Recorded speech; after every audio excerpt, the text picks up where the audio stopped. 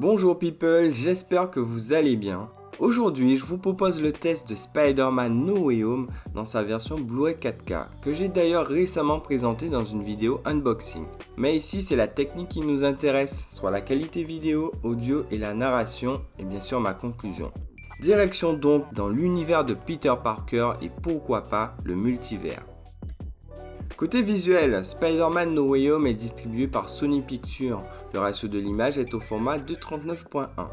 Première déception, c'est le ratio d'image IMAX qui est absent du film. Il n'y a pas non plus juste quelques scènes dans ce format, ce qui est bien dommage. En revanche, cela ne signifie pas que l'expérience vidéo soit décevante, bien au contraire. Porté par l'HDR et le Dolby Vision pour les écrans compatibles, les visuels sont très bien définis avec une précision non pas très ciselée mais largement suffisante pour bien détacher les éléments visuels. Les couleurs sont plutôt naturelles malgré quelques teintes qui sortent du lot, notamment l'orange ou le vert par exemple. Les niveaux de noir sont solides et comparé à la version Blu-ray, seul l'apport de l'HDR va offrir plus en termes de nuances, mais il n'y a pas de fossé entre les deux disques clairement. En tout cas, le spectacle visuel est dans le haut du panier.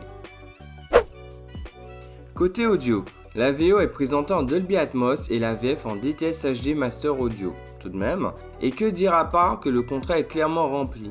Le mixage est génial en termes d'expérience sonore immersive, de par une activité surround soutenue et un apport des enceintes en hauteur exploitées, notamment lors des activités vocales du bouffon vert. De plus, bien que j'ai dû écouter un peu plus fort que d'habitude, il n'y a aucun problème de dynamique. C'est un mixage explosif avec un caisson de basse qui appuie en permanence comme il faut. Sur la partie à l'effet toujours, peut-être qu'à une ou deux reprises, il aurait pu creuser un peu plus, mais rien de dramatique non plus. Dernier mot, au niveau des dialogues, c'est clair et la VF se défend très bien face au mixage en Dolby Atmos. Côté film, j'aurais beaucoup de choses à dire sur cette partie. Je me contenterai de dire simplement que j'ai beaucoup apprécié ce dernier opus, rempli de clins d'œil avec beaucoup plus d'enjeux et de tension, des efforts de mise en scène et aussi beaucoup de générosité.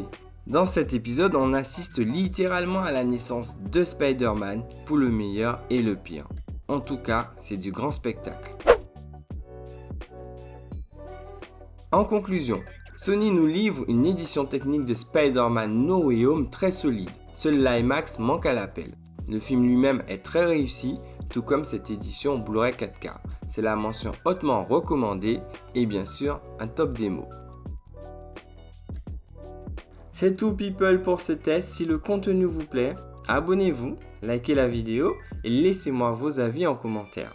A bientôt pour de prochains contenus.